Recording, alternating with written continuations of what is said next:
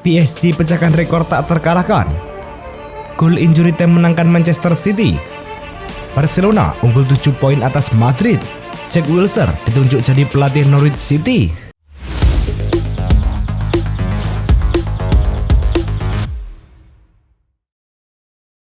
Halo Soccer Mania, kembali lagi di Blessing Soccer News. Kali ini kami sudah siapkan berita-berita terbaru seputar dunia sepak bola. Tentunya untuk kalian semua, selamat menyaksikan.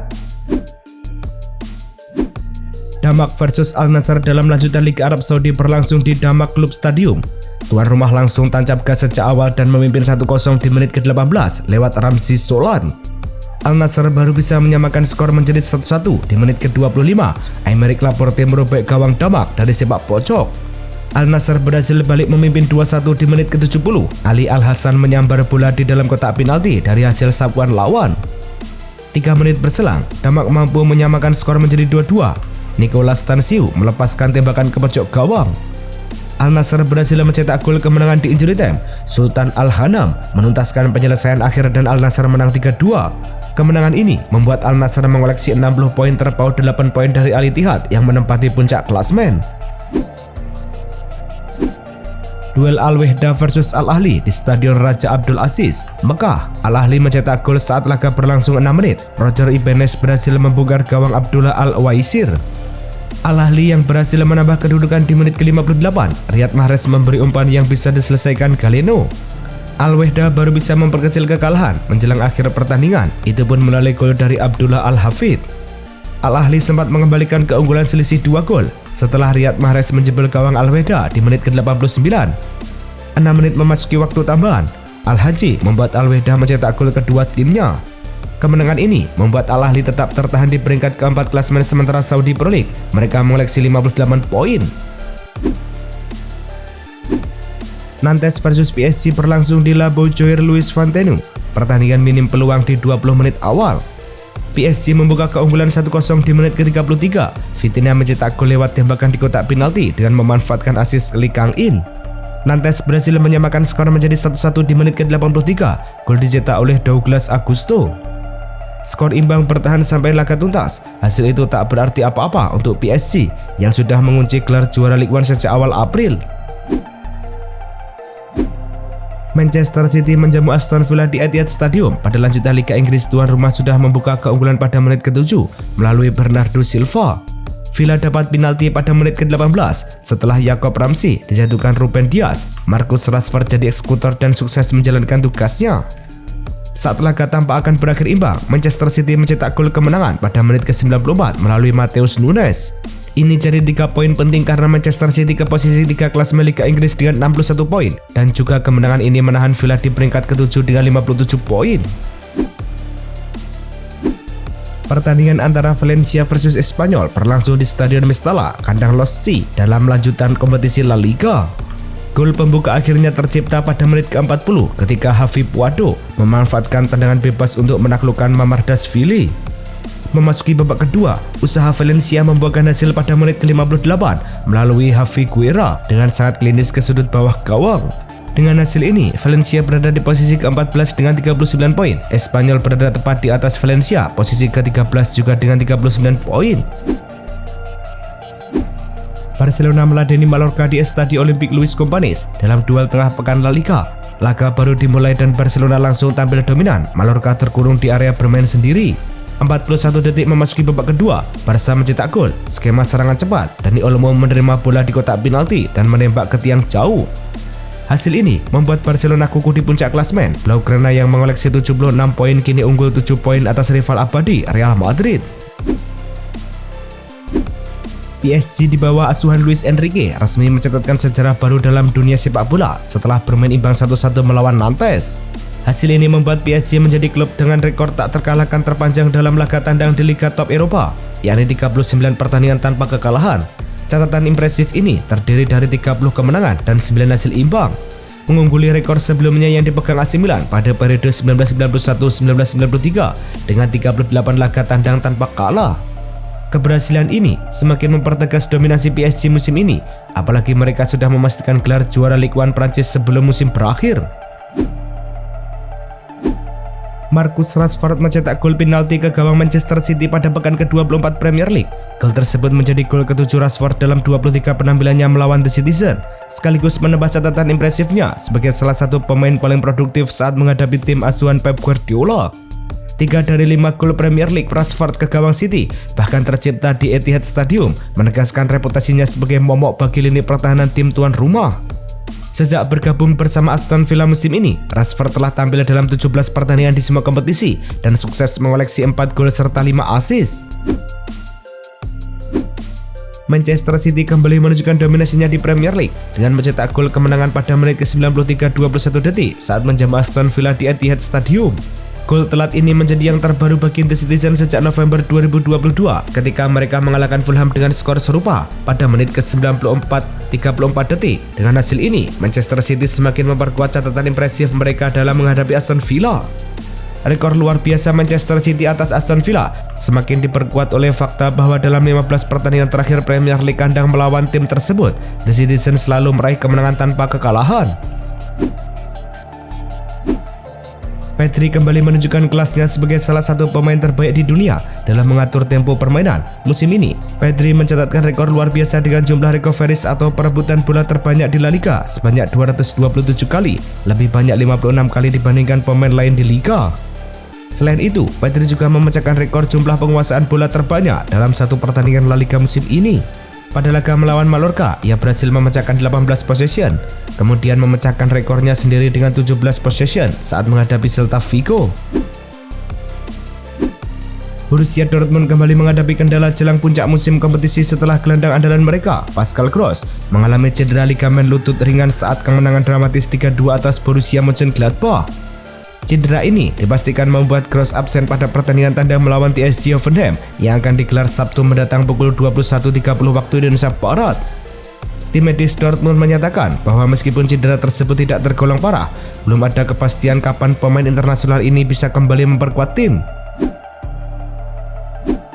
Borussia Dortmund dikabarkan akan segera membuka pembicaraan dengan Chelsea terkait masa depan gelandang muda mereka, Carney Chukwuemeka. Pemain berusia 21 tahun ini telah menunjukkan performa yang mengesankan. Karena itu, Dortmund sangat berminat untuk memperpanjang masa pinjamannya agar Chukwuemeka dapat terus berkembang bersama mereka pada musim 2025-2026. Menurut laporan dari jurnalis terpercaya Fabrizio Romano, meskipun detail kesepakatan belum final, Dortmund bertekad untuk mengajukan tawaran yang menarik kepada Chelsea demi mempertahankan sang pemain di Signal Iduna Park. Borussia Dortmund dikabarkan tengah serius mempertimbangkan kembalinya Marco Reus, bukan sebagai pemain, melainkan dalam peran baru sebagai duta klub. Langkah ini dilakukan menjelang gelaran FIFA Club World Cup 2025 yang akan berlangsung di Amerika Serikat. Klub asal Jerman tersebut ingin memanfaatkan status ikon dan mantan kapten mereka untuk memperkuat citra dan kehadiran Dortmund di panggung internasional, khususnya pasar Amerika Serikat yang sedang berkembang pesat. Menurut laporan Ruh Nachrichten, pembicaraan antara pihak klub dengan Reus telah mencapai tahap lanjut. Masa depan Randal Kolo Muani di Juventus masih menjadi tanda tanya besar menyusul performa yang kurang memuaskan selama membela klub raksasa Italia tersebut. Kontraknya diperkirakan akan berakhir pada Juni mendatang dan kelanjutan karirnya bersama si nyonya tua sangat bergantung pada keputusan manajemen terkait masa depan Tudor. Menurut laporan dari El Quipe, jika Igor Tudor tetap bertahan sebagai pelatih kepala Juventus, kemungkinan besar Kolo Muani akan mencari tantangan baru di klub lain karena minimnya kesempatan bermain yang didapatkan saat ini. Fiorentina dikabarkan telah menghubungi agen Thomas Muller untuk menilai minat sang pemain veteran Bayern Munchen bergabung dengan klub asal Italia tersebut setelah kontraknya habis musim panas ini. Menurut laporan Bild, Fiorentina serius mengeksplorasi kemungkinan mendatangkan Muller yang kini berusia 35 tahun sebagai bagian dari upaya memperkuat skuad mereka di Serie A. Agen Muller sendiri masih belum mengambil keputusan dan diskusi menyeluruh antara agen dan sang pemain akan menentukan apakah ia ingin tetap bermain di Eropa atau mencari tantangan baru di liga lain. David Neres dipastikan harus menepi hingga akhir musim setelah hasil tes medis mengonfirmasi adanya cedera pada otot soleus kaki kirinya. Cedera ini terjadi beberapa menit sebelum konferensi pers Antonio Conte pada hari Jumat lalu dan menjadi pemicu kemarahan sang pelatih terhadap kondisi fasilitas latihan klub. Menurut Conte, masalah cedera berulang yang dialami Neres disebabkan oleh kualitas lapangan latihan di Castel Volturno yang kurang memadai. Kondisi ini tentu menjadi pukulan berat bagi Napoli menjelang 5 pertandingan terakhir Serie A musim ini. Mantan gelandang Arsenal dan timnas Inggris, Jack Wilshere, resmi diangkat sebagai pelatih interim Norwich City setelah pemecatan Johannes Torup akibat hasil buruk yang dialami klub. Penunjukan Wilshere ini dilakukan tanpa mencari pengganti permanen hingga musim Championship berakhir. Pada usia 33 tahun, Wilshere dipercaya untuk memimpin tim dengan harapan dapat memperbaiki performa Norwich yang saat ini berada di posisi ke-14 klasemen. Wilshere sendiri telah bergabung dengan staf pelatih Norwich sejak musim gugur 2024 dan sebelumnya pernah memimpin tim U18 Arsenal. Lucas Paqueta, gelandang andalan West Ham United asal Brasil, dikabarkan siap meninggalkan klub Premier League Inggris tersebut pada musim panas ini untuk kembali memperkuat klub masa kecilnya Flamengo. Menurut laporan dari Bola VIP, pemain berusia 27 tahun ini memilih pulang ke tanah air setelah menghadapi resiko larangan bermain seumur hidup akibat dugaan keterlibatan dalam kasus taruhan ilegal.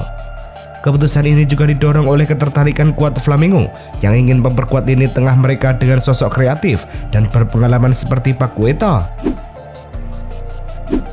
Benfica menghadapi resiko kehilangan bonus sebesar 5 juta euro dari klausul dalam kesepakatan transfer dari Nunes. Dalam perjanjian tersebut, Liverpool membayar biaya awal sebesar 75 juta euro dengan tambahan hingga 25 juta euro berdasarkan pencapaian performa pemain. Salah satu syarat tambahan adalah Nunes harus melakukan 60 kali penampilan sebagai starter gabungan di Liga Premier dan Liga Champions. Namun, hingga saat ini, striker asal Uruguay itu baru mencatatkan 59 kali start, sehingga Benfica berpotensi tidak menerima pembayaran terakhir jika Nunes tidak bermain sebagai starter dalam satu laga lagi. Joao Felix saat ini tengah menjalani masa peminjaman di AC Milan, dikabarkan akan segera meninggalkan Chelsea. Meskipun awalnya tampil menjanjikan di Serie A, performa Felix mulai menurun seiring waktu dan menghadapi tantangan serupa seperti saat ia bermain di Stamford Bridge. Chelsea sendiri telah memberi sinyal bahwa pemain berusia 25 tahun ini tidak masuk dalam rencana jangka panjang klub. Beberapa klub Premier League seperti West Ham United dan Wolverhampton Wanderers disebut-sebut tertarik meminjam Joao Felix dengan opsi pembelian. Konfederasi Sepak Bola Brasil CBF dikabarkan tengah melakukan negosiasi serius dengan pelatih kawakan asal Italia, Carlo Ancelotti, untuk menjadi pelatih kepala tim nasional Brazil. Menariknya, CBF menawarkan gaji yang setara dengan penghasilan Ancelotti saat ini di Real Madrid, menjadikannya salah satu pelatih timnas dengan bayaran tertinggi di dunia. Kontrak yang ditawarkan diperkirakan akan berlangsung hingga akhir Piala Dunia 2026 mendatang. Jika kesepakatan tercapai, langkah ini menunjukkan ambisi besar Brazil dalam mempersiapkan skuad terbaik mereka untuk ajang internasional bergengsi tersebut. Netflix akan segera merilis sebuah dokumenter eksklusif berjudul Baila, Vini, yang mengangkat kisah perjalanan karir dan kehidupan pribadi bintang sepak bola asal Brazil, Vinicius Junior. Dokumenter ini dijadwalkan tayang pada tanggal 15 Mei 2025 dan diharapkan dapat memberikan wawasan mendalam tentang perjuangan serta pencapaian sang pemain sejak masa kecil hingga menjadi salah satu pemain kunci Real Madrid. Netflix juga bakal nunjukin sisi personal dan profesional sang winger lewat foto tag eksklusif serta wawancara dengan keluarga dan rekan setimnya. Antoine Griezmann kini menerima peran baru sebagai pemain cadangan di bawah asuhan Diego Simeone. Keputusan ini muncul setelah Griezmann tidak masuk dalam starting 11 pada laga melawan Las Palmas dan diperkirakan kembali duduk di bangku cadangan saat menghadapi Rayo Vallecano. Situasi ini menandai pertama kalinya sejak musim 2022-2023, Griezmann harus absen sebagai starter dalam 2 pertandingan berturut-turut.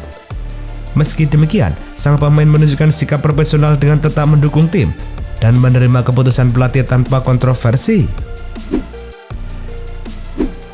La Liga resmi mengumumkan aturan baru yang akan mulai berlaku pada musim 2025-2026, yaitu penetapan batas gaji minimum sebesar 30% dari total pendapatan klub. Kebijakan ini merupakan peningkatan 10% dibandingkan musim sebelumnya dan bertujuan untuk memberikan kelonggaran bagi klub-klub yang tengah menghadapi kesulitan finansial agar lebih mudah merekrut pemain baru. Namun, La Liga juga menegaskan bahwa klub-klub yang gagal memenuhi standar keuangan dan aturan fair play akan langsung terdegradasi ke divisi kedua sebagai bentuk penegakan disiplin. Fenerbahce resmi memastikan Jose Mourinho tetap menjadi pelatih kepala untuk musim mendatang, meskipun sempat terjadi perbedaan pendapat di internal manajemen klub. Presiden Fenerbahce, Ali Koch, menegaskan bahwa pergantian pelatih setiap musim justru merugikan stabilitas tim dan menghambat perkembangan jangka panjang. Saat ini, klub sudah mulai menyusun rencana transfer pemain demi memperkuat skuad menghadapi kompetisi berikutnya. Keputusan mempertahankan Mourinho juga didorong oleh pertimbangan finansial. Pemutusan kontrak lebih awal akan membuat klub harus membayar penalti dalam jumlah besar.